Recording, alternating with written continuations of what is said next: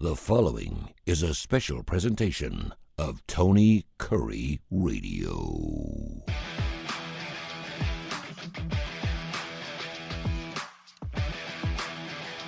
Oh, I am jacked up and ready to go because we missed him last week. Kid Keefer had some other business to take care of, and that is watching some Major League Baseball down there. Hey, man, you're allowed to goof off. You know how I am around here, though. We work on holidays. I know. Every day.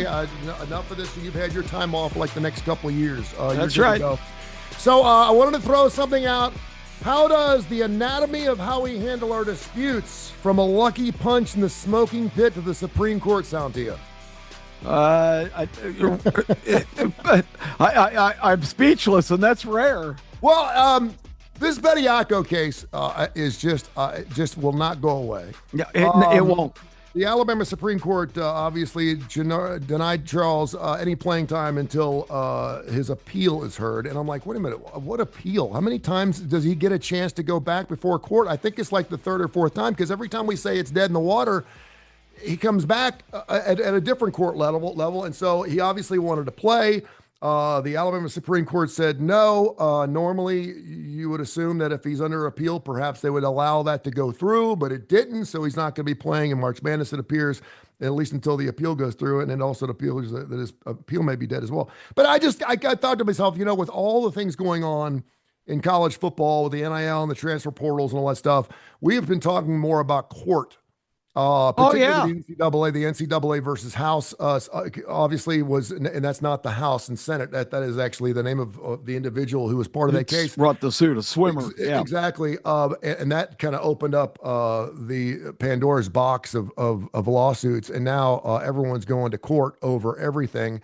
And then sprinkle in a little bit of Steve Mizrano and the Alabama Hammer and Alex Shinara. You throw those in. I mean, anytime you're watching daytime television, you know who they're speaking to. They're talking to unemployed people who are lazy because they're all court things. They're all people that say, if you've been in a car accident with a company, we can take care of you. And that's right. I couldn't believe how many zeros were on the end of that check. And I mean, in the wreck, get a check, that kind of thing.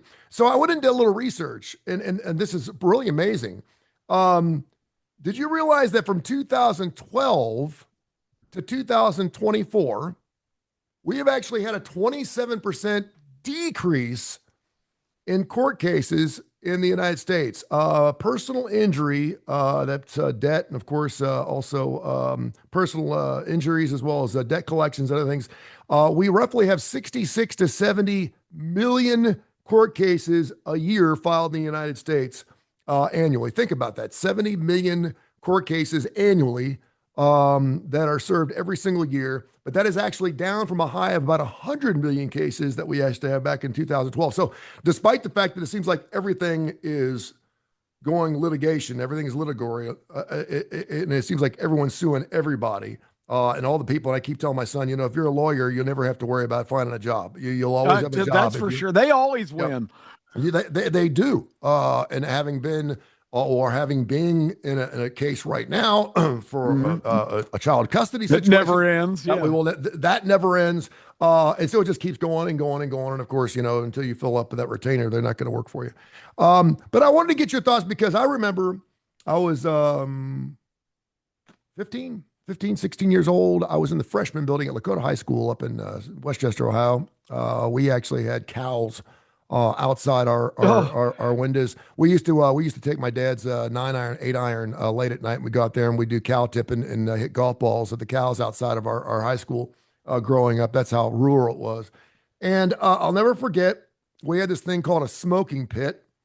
And this is where high school kids could actually smoke cigarettes during the school day. You're like, what? Yeah, you could actually go smoke cigarettes. Wow. Different world. During school, you remember this. Oh yeah. The back parking lot was our place. Yeah. And if you were in the smoking pit, you were pretty much a badass. I mean, you were badass, man. If you were 16, 17, 18 years old smoking cigarettes, first of all, your parents probably didn't realize it. But it's also where you used to meet to fight. Whenever someone said, meet me in the smoking pit, that's where you knew you were going to go on there and you were either going to get pounded or I was going to get pounded. And I was only invited into one fight. One time I was a freshman in high school. Football coach came up to me. I was in the marching band. class clown. I was in radio. I was having a good time. Really not into the dating scene yet. And a gentleman named Dean Lape, who I'll never forget, who's still on Facebook, by the way. He's probably listening to the show. He was the tight end for the football team. And the coach came up to me, and by that time I was about 6'2", about 200 pounds.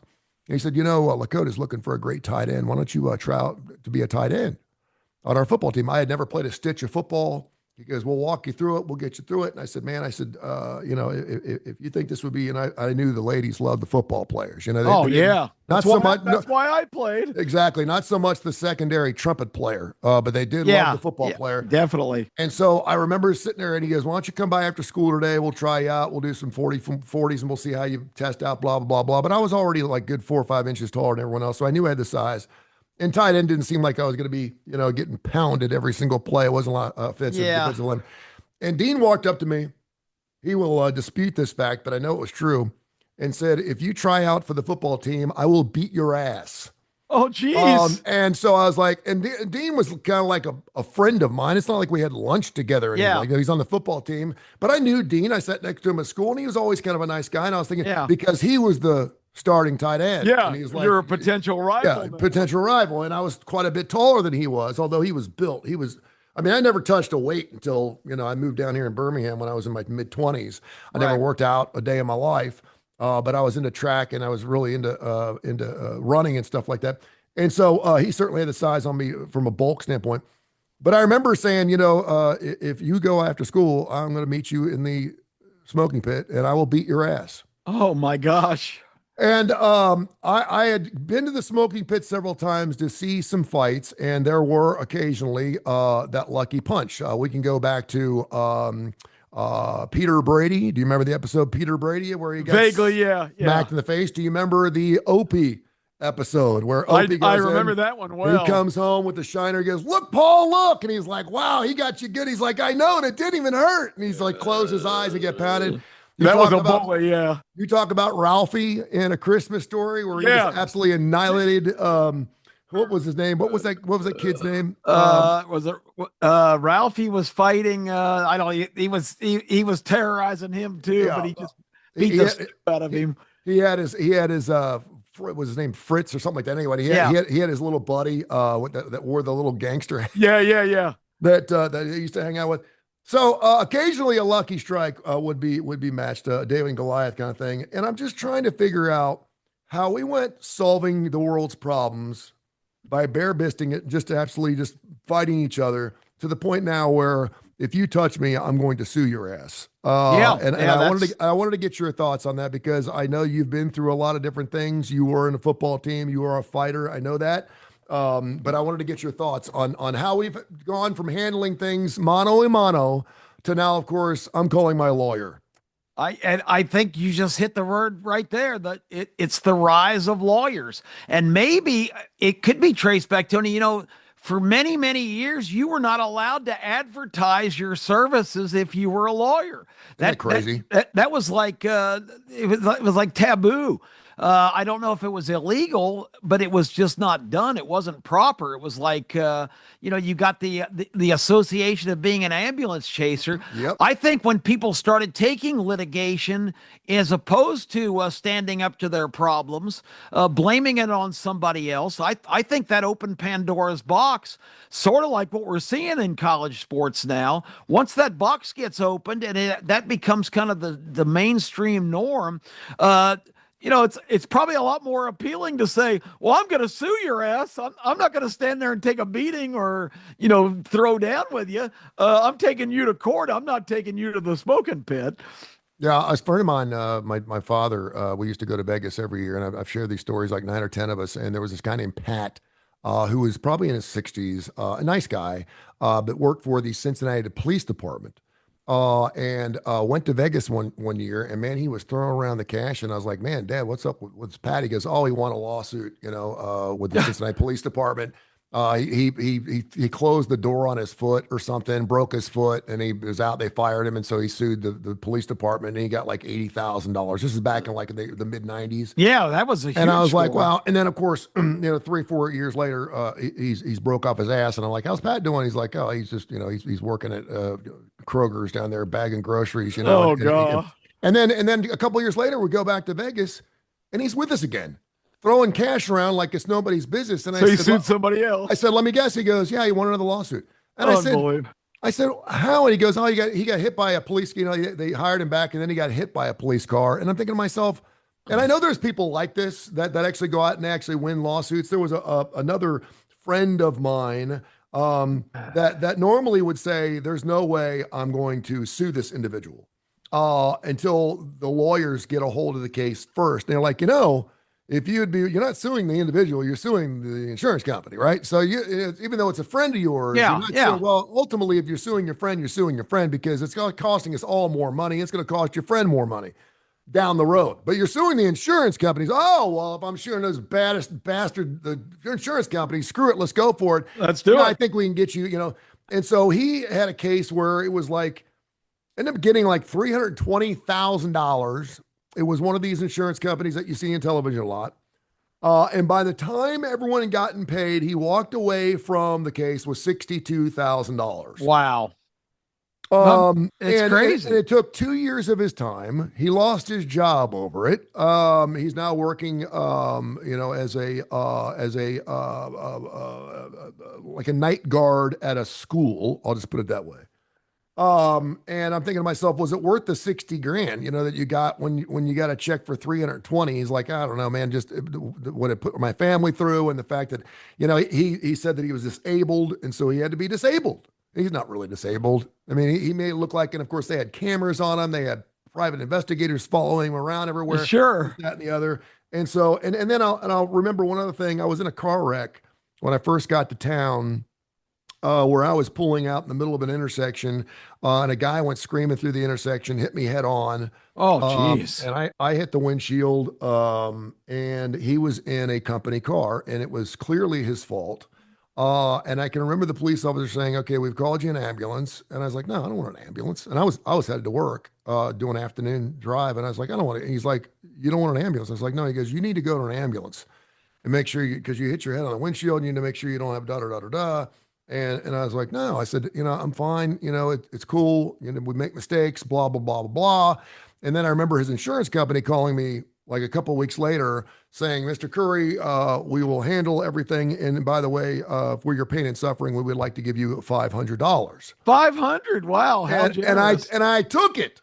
I thought, well, we make mistakes. Dude didn't want to pay attention. He just went right to the intersection and $500. And I thought, well, that's $500 more than I had before the wreck. And they're going to pay for my car, and they're going to, and it basically was totaled. So I was going to get a new car of the deal. And I was going to get $500. Not realizing it, since it was a company car, I probably had $1 million lawsuit on my hands. Easy. Well, let me tell you what happened after you hung up and said, yeah, I'll take that. They had 2 stamps for your file. SAP settled. I was both. You saved them $1 million. Oh, easy. $1 million. And I'm not going to mention who the company was, but it is a multi-million dollar, maybe $1 billion company here in Birmingham that they probably would have struck a check just for me to go away. And you probably would have never seen me in radio again. No, so I look back on that and I think to myself, wow, that's probably something that I probably could have gotten into. Well, it's funny. Mine wasn't worth that, but right, I was so excited. One of my first jobs, I became at 22 years old, probably the youngest track announcer ever in Memphis at the Southland track, which was one of the biggest in the world at the time for greyhound racing. About 6 months in, I was walking down after the races. One of the things I had to do was carry the charts from the chart writer down and drop them off in the office on my way out.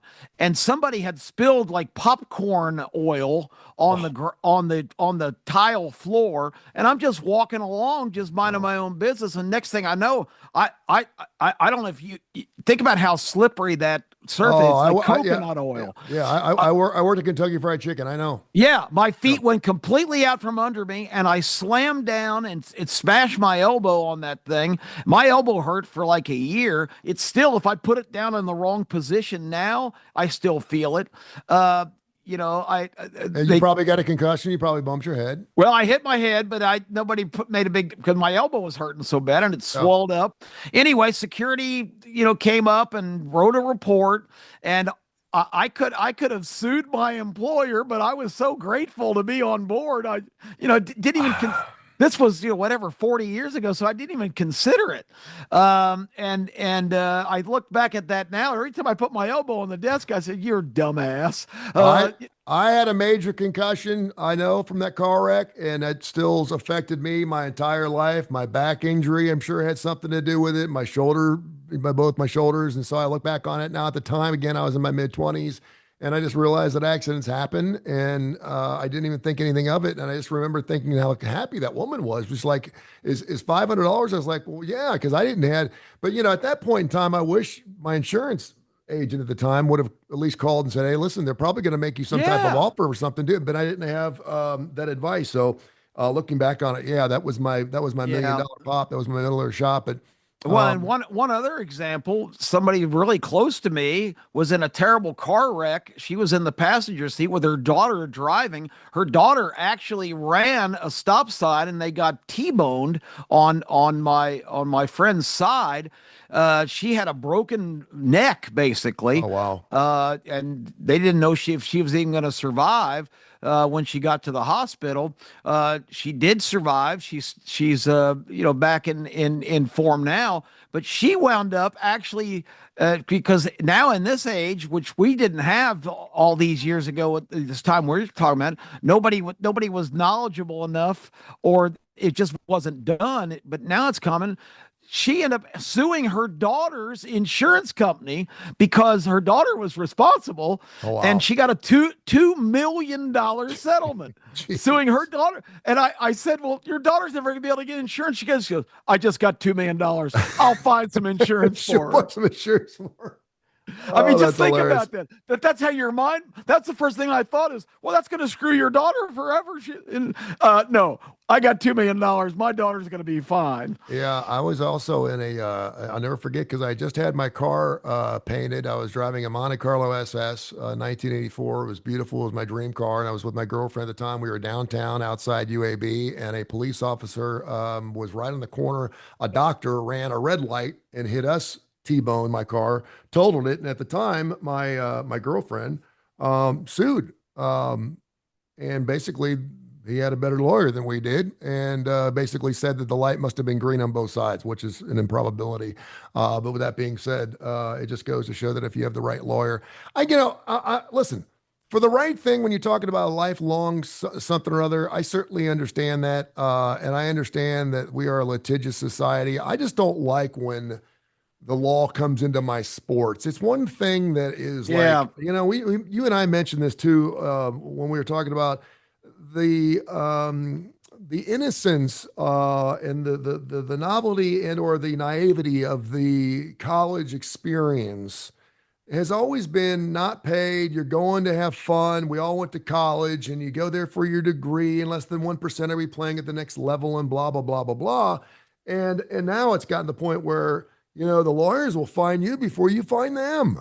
Yeah. And it's just amazing how many people I can imagine. I mean, like my friend Pat, to know that, and this was 15 years ago, I'm sure that he's probably, when he runs out of cash, he probably figures out something in order to go ahead and just do another lawsuit. I was watching my son watches these car crash videos, and he was showing me a video last night of some guy in Cincinnati, Ohio, who was on his bicycle and ran his bicycle head on into a parked car on purpose, landed on the windshield of the vehicle, cracked the windshield, and then tried to sue the driver of the car because the car was actually parked over the white line in the street.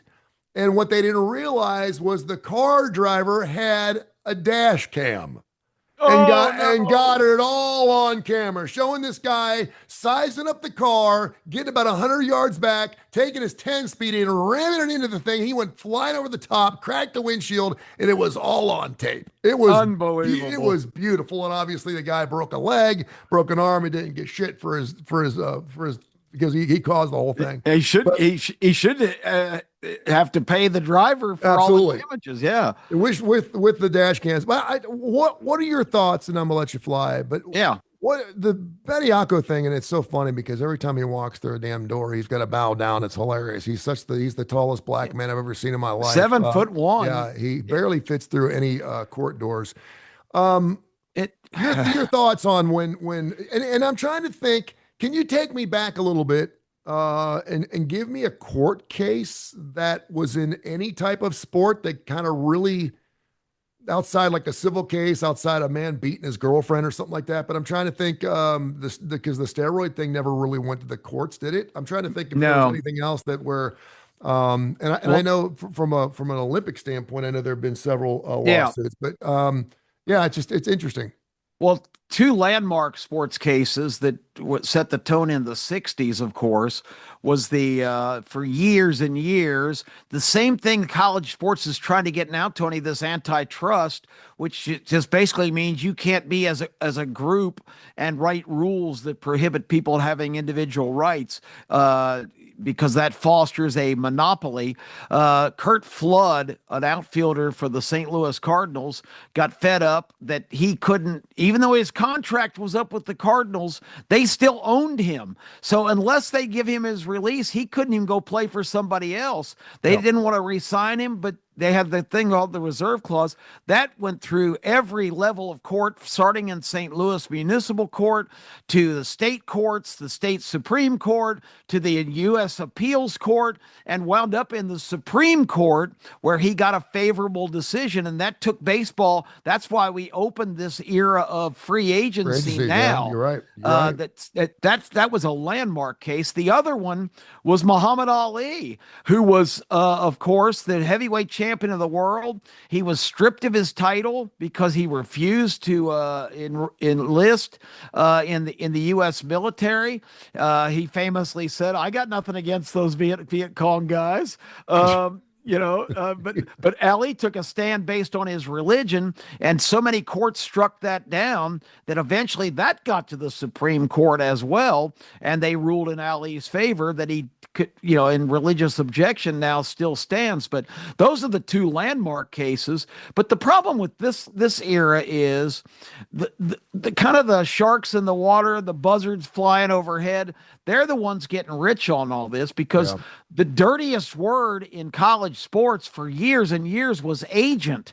Herschel Walker, the height of his superstardom at the University of Georgia, was seen before a game shaking hands with an agent, and he was stripped of his eligibility for his senior year. He had to go to the USFL and play for a guy named Donald Trump for the New Jersey. Donald Trump, 33 years old, owned the New Jersey Generals. He sure did. Wow. So, I forgot all about that. That's amazing. Yeah, so I mean, there's been some really interesting situations there because Georgia and Walker sued and got no relief there. He had contact with an agent, so he's out. He doesn't have any eligibility left. Now agents are ruling the whole thing, and agents also are in partnership with lawyers, and these guys are running the whole deal now. I think we talked about this a couple weeks ago. An agent now will get you placed at a school, and 2 weeks later he gets a better offer from another school and calls you back and goes, "Hey, I think we might have moved a little too quick here," because it's just like a real estate agent. If he sells you a fabulous house this week, but finds a better one where he's going to get another commission and gets you to agree to put the current house up for sale and go move again, every time he moves you, he's making more profit. More money. Yep. And that's kind of the simple way to look at this. The people that are running the show now are not the people who should be benefiting.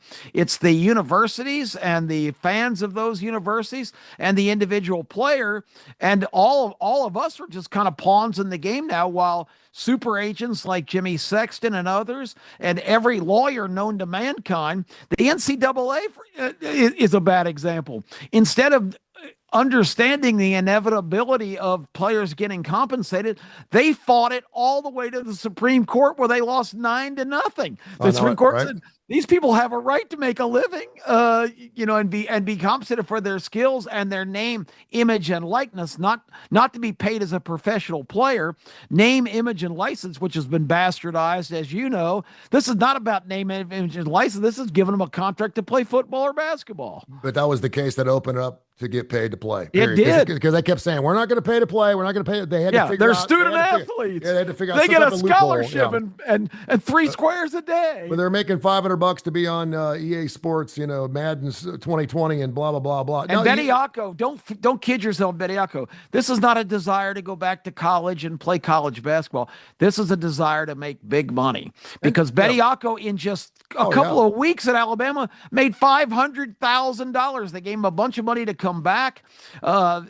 He was making on average in the G League $53,000 a year. They paid him $500,000 to hang around Alabama a month. Not to mention the fact Alabama's won 8 games in a row since Bediako's lost his court case. Yeah, that's not helping his case, particularly if that Alabama Supreme Court who's going to be going through that appeal process are Alabama fans. The other thing and we could do this a whole nother show. First of all, I'm not hammered on lawyers. Good for you if you're a lawyer. There are some great lawyers. There's some really lousy lawyers. I had a lunch with a lawyer who's going to be hopefully starting with us on the starting lineup in the next couple of weeks on Friday. One of the nicest guys you'll ever meet in the world. It's almost like, how does it feel to be like, with these other dogs? And he's like, well, I try to do things right, and you just have to, from a moralistic standpoint, remember how you were raised. And I remember from his father was also a lawyer. But then, to go along with that, the insurance companies. I mean, the insurance. Oh my gosh! I mean, what a racket! And I keep thinking, from a doctor standpoint, malpractice insurance is like outrageous. It's crazy. It only takes one to ruin it for the rest of us. But from an insurance standpoint, it's all going to lawyers and insurance companies. And for me, if I can stay away from both for my entire life, it's a winner. If I don't deal with any lawyers or insurance companies, I think I've got myself a pretty good life. But I will say this, I got a lawyer right now that is lights out, one of my favorite people. A lot of people would say, the lawyer/agent should be the first person on your callback line. You know what I mean? For sure. Outside your wife and or husband. That's the first person you call when you give birth. That's the first person you call when you get a contract. That's the first person you call when you get in an accident, because they're the ones that are going to protect you most. So anyway, I don't know if it's going to get more litigious or not. I have a feeling that this is just the proverbial corner of the iceberg as we look at it here in the world of sports. I think you're right. And I hate it because we'll never see that money, but it will be going in the pockets of all these different lawyers. Well, it's disappointing that you have to talk about in basketball season now. We're talking about what's happening in court or on court, but we're actually talking more about what's happening in court. No, that's true. I think I'm going to March Madness. It's year-round madness. I'm going to use that as a good tag. It's more about being in court than on court. I like yes. That. Yeah. The action is in court, not on court. Thank you for throwing that to me. All right, coming up this weekend, another starting lineup. We'll be up there, you and me, doing our shindig. Yeah, and maybe we won't overthrow a dictator this week, and we'll actually be on the air. That's the third time. Can Trump do this on a Wednesday? Well, why do we always have to do it on weekends? It was Saturday night, for God's sakes. Do it on Sunday morning when they're not least expecting it. You're messing up our timetable, dude. I mean, we've had shows preempted now 3 times in the last 6 months because Trump's pulling some. And God bless him for doing it. But can't we pick another one of the 6 days of the week? We're going to have a bang-up show this weekend. I have a feeling we can pull it off, my friend. I know tournament starting right around the corner, man. It's a great time of the year for sports, so check us out. Starting lineup, ABC 33, 40, 10, 30, 11 o'clock coming up on Saturday morning. Have yourself a splendid week, and thanks for coming back to work, my friend. Hey, I thought I'd stop by. I appreciate you.